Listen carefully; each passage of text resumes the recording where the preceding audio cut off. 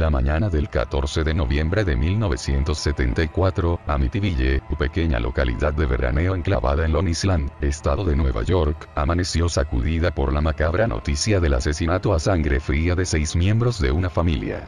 A las 3:15 horas de la madrugada, el joven Ronald DeFeo de apenas 23 años de edad, provisto de una escopeta Martín de calibre 35, había masacrado, mientras dormían, a todos los miembros de su familia, padre, madre, 2 hermanos y 2 hermanas, en el interior de su propia casa enclavada en el número 112 de Ocean Avenue.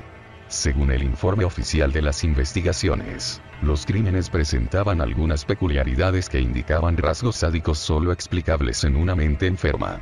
La familia había sido narcotizada en la víspera, lo que garantizó al asesino el sueño profundo de sus víctimas.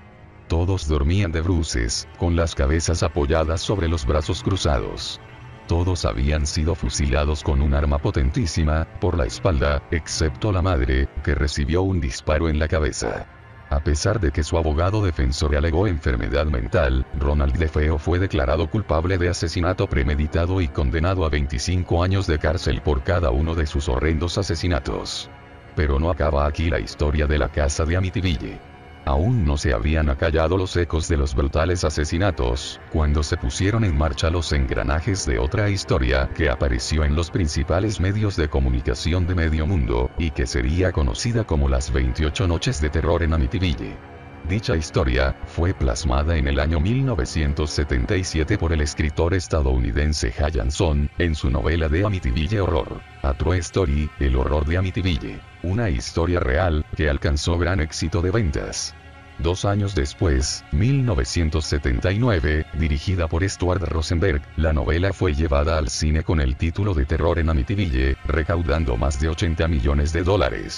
El 18 de diciembre de 1975, la comunidad da la bienvenida a los nuevos propietarios de la casa, los Lutz.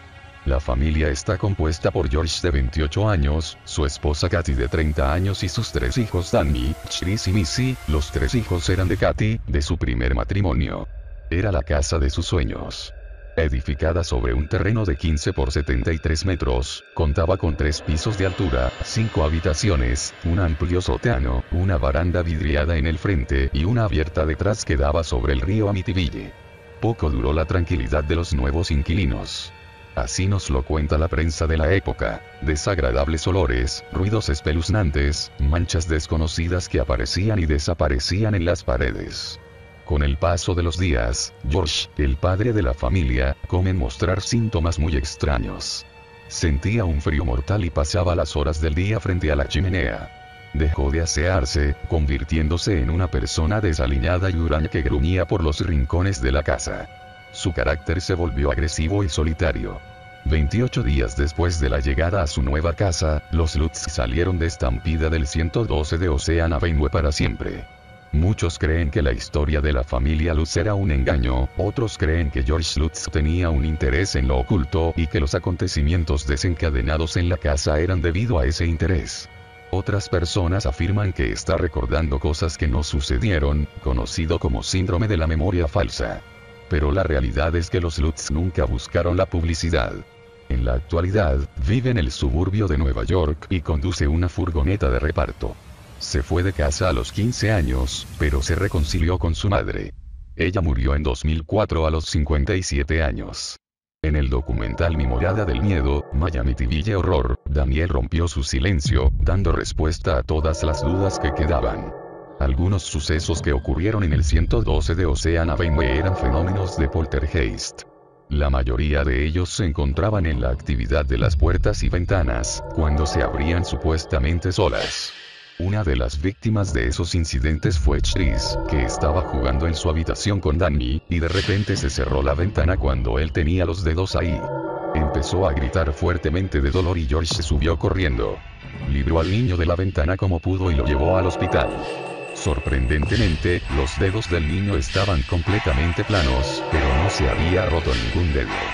Otra víctima del poltergeist fue George, que durante 2 noches consecutivas, se despertó a las 3:15 de la madrugada escuchando bombos, trombones y platillos en el piso de abajo. Parecía un desfile militar.